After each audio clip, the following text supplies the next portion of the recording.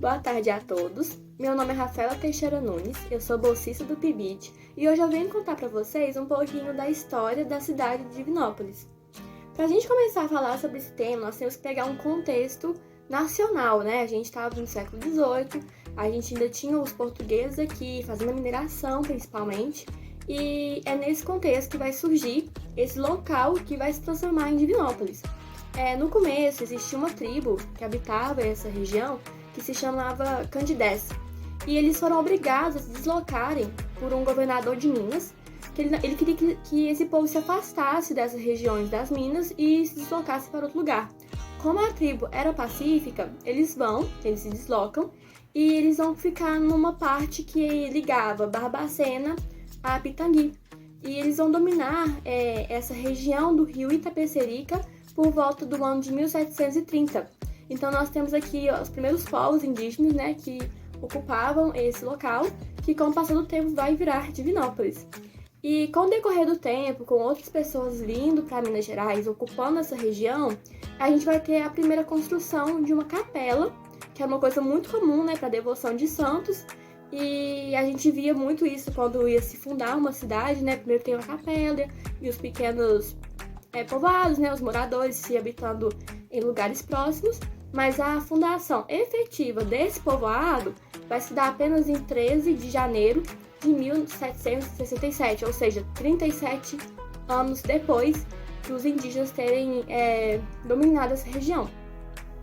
Após essa fundação definitiva feita pelas famílias que habitavam perto do Itapecerica e do Rio Pará, a gente vai ter como líder desse processo o João Pimenta.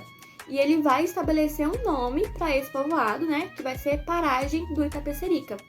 3 anos após a fundação, em 1777, vai mudar de nome. Esse povoado vai ser chamado de Arraial do Espírito Santo do Itapecerica.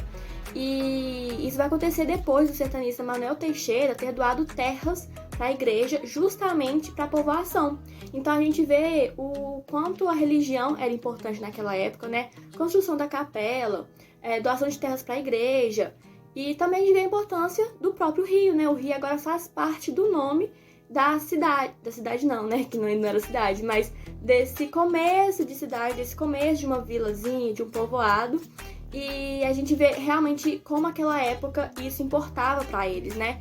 O Manuel Teixeira, ele tira a terra deles e doa para a igreja. Então a gente vê um começo aí, né, de se formar mesmo uma sociedade. Igual eu falei, né? O rio Itapecerica faz parte do nome, né, desse arraial, né? Arraial do Espírito Santo do Itapecerica. Só que em 1882 vai sofrer uma alteração. Itapecerica vai sair desse nome por causa de uma outra alteração que estava sendo feita, né? Sobre a Vila de São Bento de Tamanduá. Então, essa Vila de São Bento vai virar Itapecerica e eles vão tirar do nome do Espírito Santo do Itapecerica o nome do rio. Então, vai ficar apenas Espírito Santo. Então, a gente já passa aqui, né, para os próximos nomes, né, que vai encaminhar até virar Divinópolis. Um grande avanço que podemos citar para o Arraial do Espírito Santo foi a chegada da Estrada de Ferro do Oeste de Minas, que é chamada de EFON, ou também Estação de Henrique Galvão.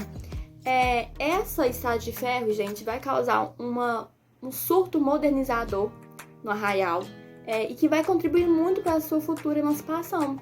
A ferrovia foi tão importante para o Arraial que em 1911 vai mudar novamente o seu nome, vai passar a ser Arraial do Espírito Santo para Vila Henrique Galvão, justamente por causa dessa estrada de ferro. Então a gente vê a importância que foi a estrada de ferro para a antiga Divinópolis, né?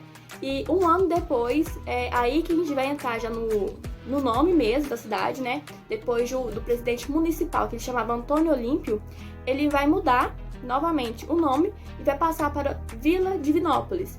Então, a Vila Henrique Galvão vai passar para a Vila Divinópolis e em 1915 a vila vai ser elevada para a condição de cidade, o que temos até hoje com Divinópolis.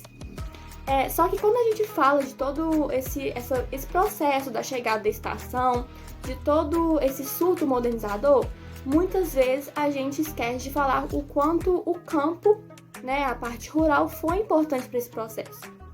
Um grande estudioso da cidade de Divinópolis, né, do lazer aí, foi o Daniel Venâncio. E ele fala muito disso, sobre como a gente meio que negligencia o campo. Até a década de 10, Divinópolis era uma cidade completamente rural. 70% dos seus habitantes moravam em povoados rurais. Ou seja, não era uma cidade urbana, né? A gente não pode pensar que desde o início foi um núcleo urbano. Não era assim. Todo esse investimento que a gente vê na ferrovia, tudo isso aconteceu justamente por causa do campo, por causa das exportações que Divinópolis fez no contexto da Primeira Guerra. Os países europeus precisavam de serem abastecidos, né? E Divinópolis sendo uma cidade muito rural, em que as pessoas eram muito da agropecuária, né, e tudo mais, ela exporta muito nesse período, né? As receitas, segundo Daniel, chegam a elevar 115%. Ou seja, Divinópolis ganha